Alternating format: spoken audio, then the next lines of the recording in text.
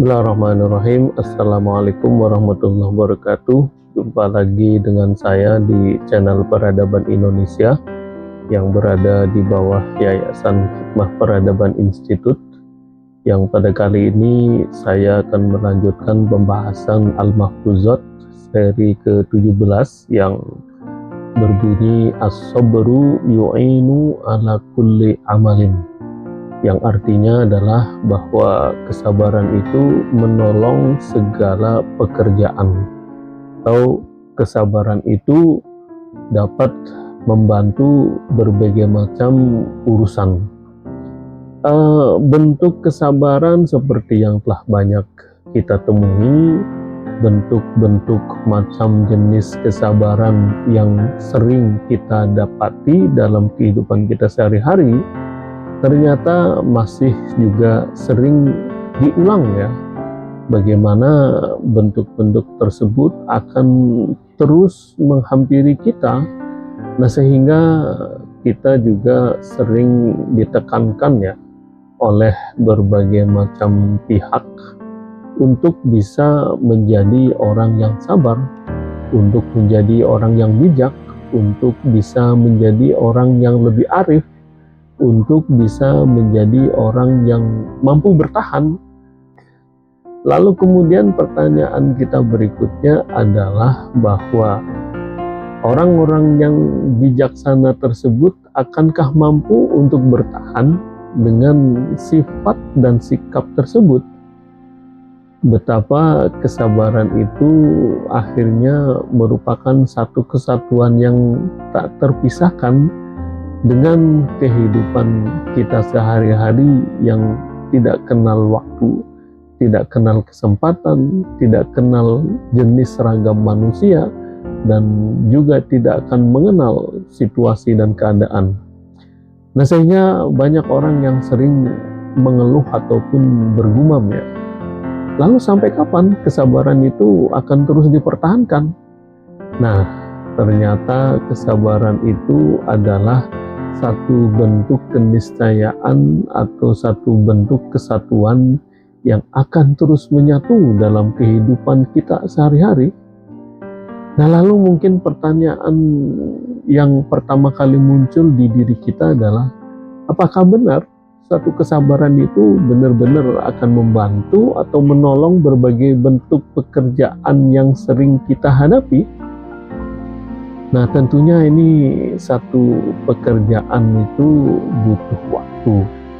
Satu urusan itu pastinya membutuhkan satu proses.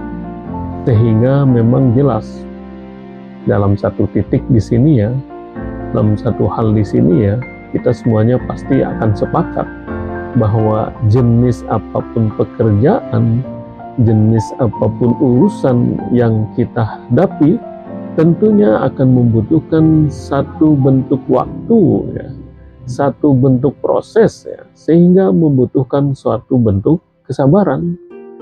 Terlebih kalau seandainya bentuk atau jenis pekerjaan itu adalah pekerjaan yang relatif sulit ataupun relatif rumit, nah sehingga konsekuensinya adalah tentu membutuhkan waktu yang lebih banyak, waktu yang lebih longgar, waktu yang lebih lama.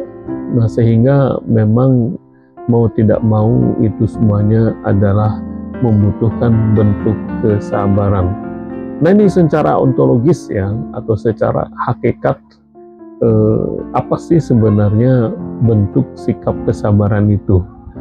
Lalu kemudian secara batasan pengetahuan ya, atau kesabaran itu yang dimaksud dalam epistemologi sesuatu itu adalah bahwa bentuk kesabaran itu tiada batasnya, karena kesabaran adalah satu bentuk sifat atau bentuk karakter seperti halnya rasa semangat, rasa suka, rasa cinta, rasa benci, rasa haru, rasa sedih ya, yang memang akan terus muncul dan kemudian menghilang. Ia akan hadir dan datang saat memang diri manusia itu membutuhkan, sementara Tuhan atau alam akan memberikannya. Jadi dengan kata lain, memang kalau kita katakan kesabaran itu adalah ada batasnya, secara definisi atau terminologi kita sulit untuk mengiyakan. Kenapa? Karena sabar itu adalah kata sifat yang memang dia tidak bisa diposisikan seperti kata benda yang memiliki ruang dan waktu. Nah, sehingga kalau kita katakan bahwa kesabaran itu adalah ada batasnya, ya sangat sulit untuk diterima ya secara terminologi ilmu pengetahuan. Kenapa? Karena memang sabar itu adalah kata sifat yang memang akan terus ada dalam diri manusia dan dalam diri kehidupan kita sehari-hari. Nah, sehingga kalau kita katakan ada rasa suka, rasa cinta, rasa benci, rasa senang, rasa iba, rasa haru, dan bentuk-bentuk sifat yang lainnya memang akan terus menghinggapi diri manusia selama kehidupan ini masih ada. Nah, dengan kata lain, yang akan terus muncul dan kemudian menghilang itu memang dalam diri manusia masing-masing kita ini akan merasakan, ya.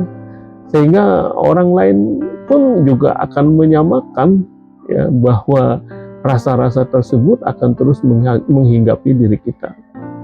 Nah, ada satu pertanyaan yang mungkin patut kita sampaikan di sini adalah seberapa dalam, ya, rasa kesabaran yang masih tersisa dalam diri kita. Nah, ini sangat sulit untuk menakarnya, sebagaimana seberapa besar rasa cinta saudara terhadap pasangan Anda. Nah, tentu akan beragam jawabannya, karena rasa atau sifat itu sifatnya fluktuatif kan, akan naik turun, kadang bisa meningkat, kadang juga akan turun, kadang akan meninggi, akan turun lagi rendah. Tinggal bagaimana manusianya yang akan bisa memelihara dan merawatnya.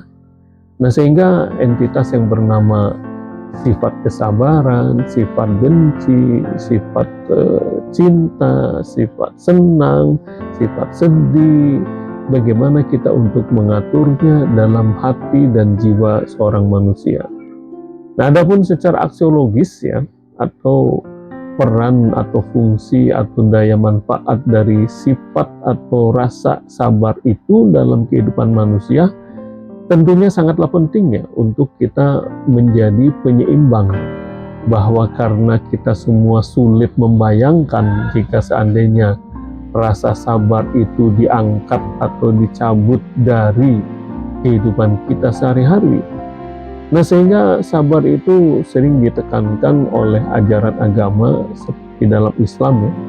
Sering diulang-ulang itu bahwa orang yang sabar itu memang akan dikasihi oleh Tuhan, ya, bahwa Tuhan itu akan membersamai orang-orang para penyabar itu.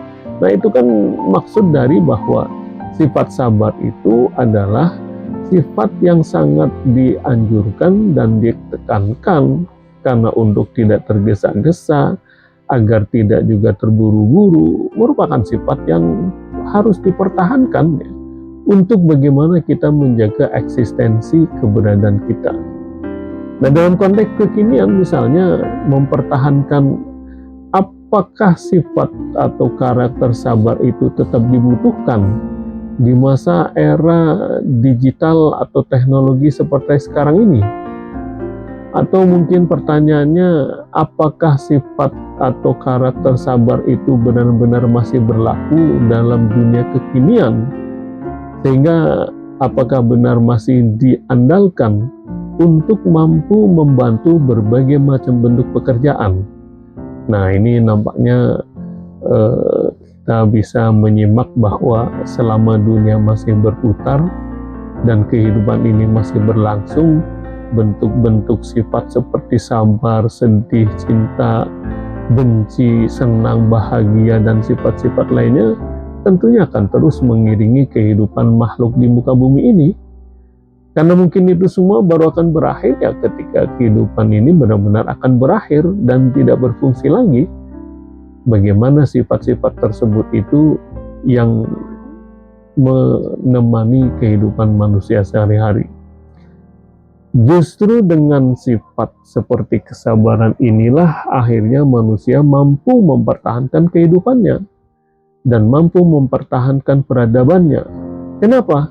Karena hanya dengan sikap sabar inilah kemudian berbagai macam bentuk-bentuk gejolak, bentuk amarah, bentuk-bentuk dendam, bentuk-bentuk rasa ingin menghancurkan orang lain, bentuk-bentuk ingin membalas diri pihak lain, itu akan setidaknya tertunda, lalu kemudian terhalangi, dan akhirnya tidak terlaksana, sehingga kehancuran akan dapat tertanggulangi. Nah, ini akan menjadi sebaliknya jika tatanan kehidupan ini akan cepat hancur dan dikuasai dengan berbagai macam tipe-tipe manusia yang pemarah, pendendam, sehingga akan cepat bersulut emosi, lalu kemudian akan saling terus menghancurkan satu dengan yang lainnya. Kita lanjutkan ya, tentang bagaimana mungkin ceritanya jika satu bentuk kejahatan yang dilakukan secara terus-menerus atau dilakukan secara masif dengan istilah seperti kezaliman, kesewenang-wenangan, ketidakadilan, keserakahan, kecongkakan, dan yang lainnya, yang menurut banyak kalangan itu harus dilawan untuk menegakkan sebuah kebenaran atau keadilan. Maka mungkin sifat sabar di sini nampaknya ya harus kita tempatkan pada tempat yang tepat, sehingga untuk menjaga kepentingan dan kemaslahatan yang lebih besar dalam hal ini ya, rasa atau sifat sabar itu perlu untuk ditangguhkan sementara. Nah, fenomena lain dari sifat atau sikap sabar ini adalah jika seorang itu telah mampu bersabar, maka berarti ia telah mampu mengalahkan atau menundukkan sifat-sifat lainnya, baik itu sifat buru-buru, sifat ingin menang sendiri, sifat ingin menguasai diri, sifat ingin mengalahkan pihak lain, sifat ingin membongkar atau menyombongkan diri karena telah mampu mengalahkan diri orang lain dan lain sebagainya. Tapi justru ia telah mampu menguasai dirinya sendiri untuk tidak ikuti emosi, hawa nafsunya, amarahnya, rasa egonya, ya, rasa dendamnya, dan berbagai macam rasa lainnya. Nah, sehingga dalam dunia sofistik ini sering disebut bahwa salah satu tahapan spiritual ya, atau keadaan mental dalam rangka menuju pendekatan kepada Sang Pencipta itu ya kita sebut dengan bentuk sabar itu. Karena tanpa sabar itu mustahil seseorang itu akan mencapai tingkatan atau derajat spiritual yang lebih tinggi. Bahkan mustahil untuk bisa menjadi dekat dengan diri Sang Pencipta kalau memang dirinya itu masih diliputi berbagai macam bentuk-bentuk ketidaksabaran. Nah, kita bisa menyaksikan dalam kehidupan kita sehari-hari lah.